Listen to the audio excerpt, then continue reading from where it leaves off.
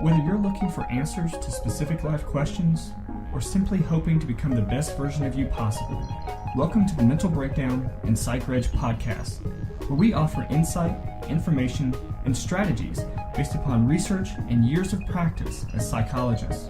So sit back, have a listen, and get connected with our hosts, Dr. Berney and Dr. Richard Marshall. On yesterday's podcast, we talked about the importance of control and a sense of control and social connectedness as it relates to building resilience and sort of fending off the challenges that are presented with various traumas that we experience in our life. Mm-hmm. Today, we're going to talk about the other end of that spectrum and talk about situations that have been very widely reported upon in the news, related to the children, the immigrant children that were removed from their parents and placed in these camps, for lack of a better word, while their parents were detained in jails or other facilities. Right. This week we're doing these news stories, that popped up, and one of them was the boys in the cave. Everybody was following that story. The other story that came at the same time were the separation of children from their parents. Now, this is again one of those, there's a political component to this, but there's also a child development component to this. We want to talk about the child development component, whether you agree or disagree with zero tolerance. That's not our issue right now. We don't want to politicize this. But there were all these stories about children being separated from their parents. Mm-hmm. And the reason this happens is because if parents enter the country illegally, which is a legal decision that courts have to make, while those decisions are being made, the parents might be retained, jailed, put in some kind of confinement, but you can't confine the children. Right. So if you confine the parents, you don't want to confine the children. And I think everybody agrees with that. You don't want to put well, I don't, but you don't want to put the children in some kind of jail, okay? So there has to be some humane way of dealing with the children. But it does demand a separation, okay? And that's what we want to talk about, is what is the effect of because there's a great deal of talk about that in the news, and there's all this compassion for these children, and you hear people saying, well, it's their own fault, they're not supposed to come here. Right. Well, people have been coming here for hundreds of years with children, and so, but we don't want to get into that argument. Right. What we want to talk about is, what do we know about separating children from their parents? Right. Okay. Particularly very young children, birth to 3, and then 3 to 5, and so what does it do to children when they're involuntarily separated from their parents? Right. Yeah, because and again, it's sort of in opposing position to what we talked about yesterday, as it relates to the Thai boys and the resilience that they were able to hopefully develop and formulate as a result of being connected and together during that episode of traumatic life experience. Right. These children are, again, I think it's well said that we're not going to get into the political side of it, because we certainly have our own views of the political nature of it. But the concern is, of course, with kids, with the kids. What's going to happen to these kids? What is happening to these kids? And it's critical that we consider that, because I think one of the saddest things to me has been some of the coldness from people who say, as you said, well, they shouldn't have come over. Right. The 5-year-old had no choice. That's right. Sure, it was a choice that their parent makes, but the 5-year-old didn't make that choice, but the 5-year-old is going to be the one with the long-term consequences of it. That's right. We have to remember that when people leave their country, you have to be pretty desperate to do what these people are doing. This is not an easy journey. It's not like they're getting on a plane. They're not taking it. They don't have luxury accommodations. And they know the risk. there's a true. I mean, first of all, it's very expensive. Everything is stolen from them by the coyotes, and then they get here and they don't know where they're going. They don't know the language. This is an enormous risk that people are taking. Right. So to say that they're using these kids or they aren't really their kids, all of that may be true, and we don't. Right. That's not what our point here is. The point is. These are political decisions, but political decisions should be driven by something other than politics. Right.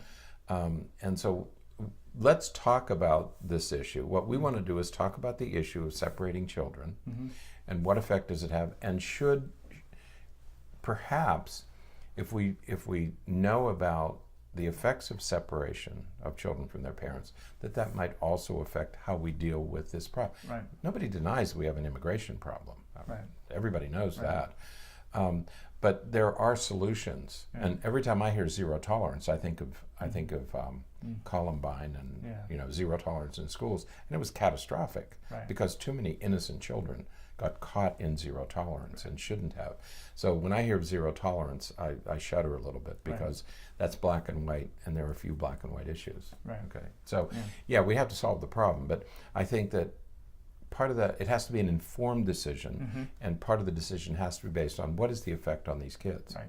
And so the primary thing that we're going to focus on with this is the issue of attachment. Right. Attachment early in life is a critical developmental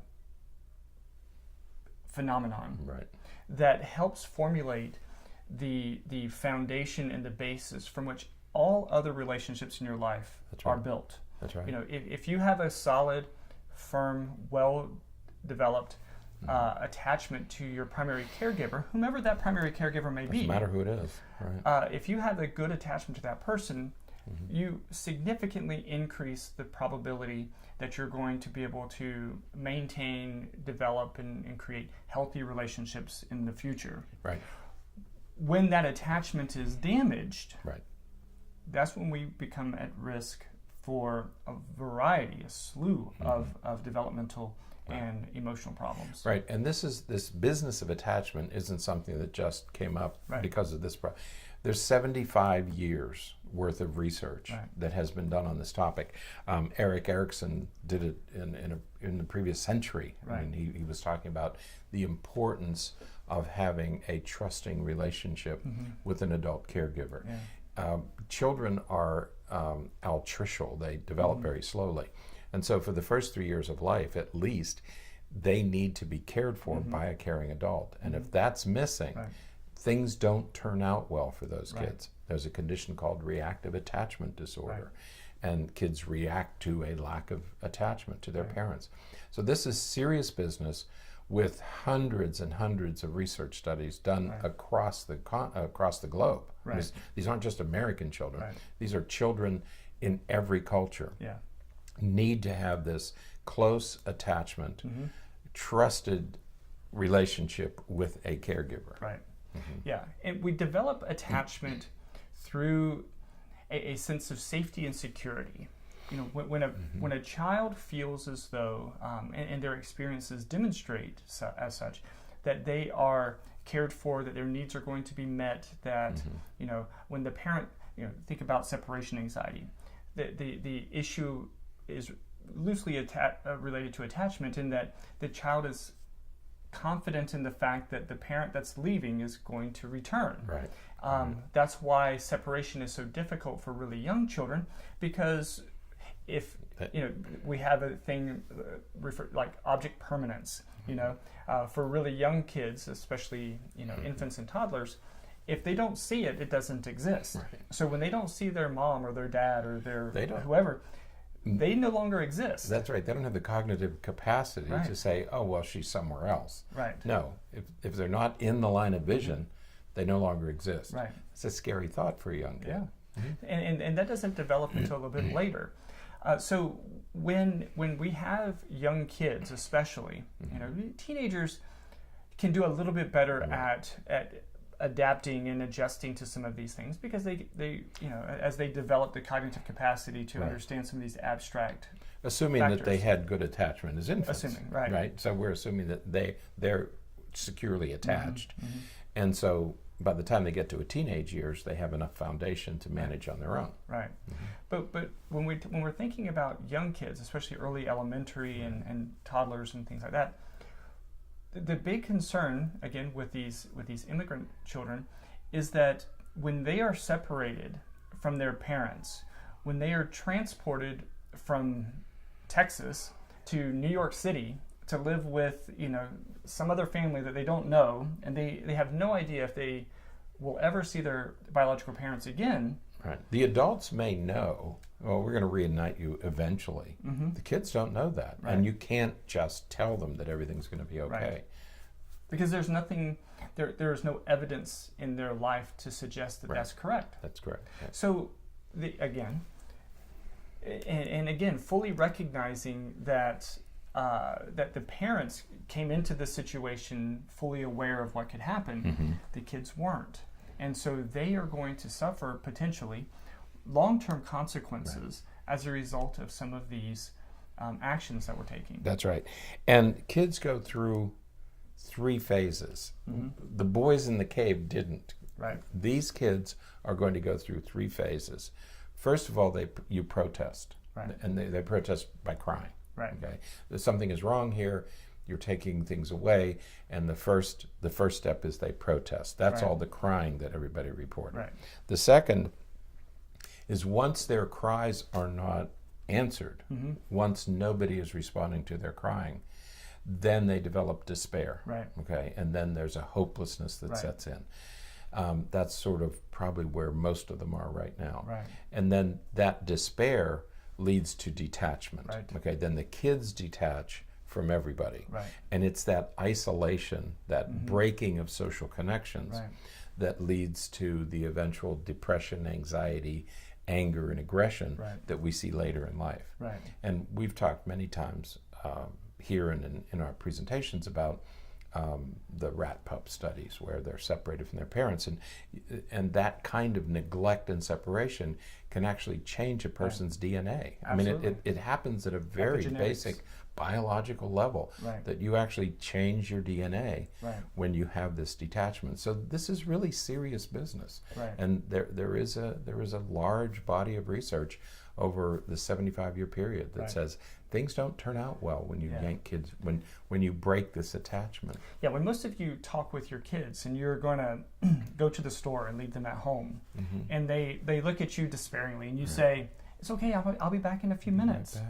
They know that you're going to be back because in the past you've always come back. These kids now, if they talk with their parents and their parent says, at some point in the future after they're reunited, hopefully, and the parent says, I just have to go to the store, I'll be right back. Why would the child believe? Their evidence is that maybe they won't come back.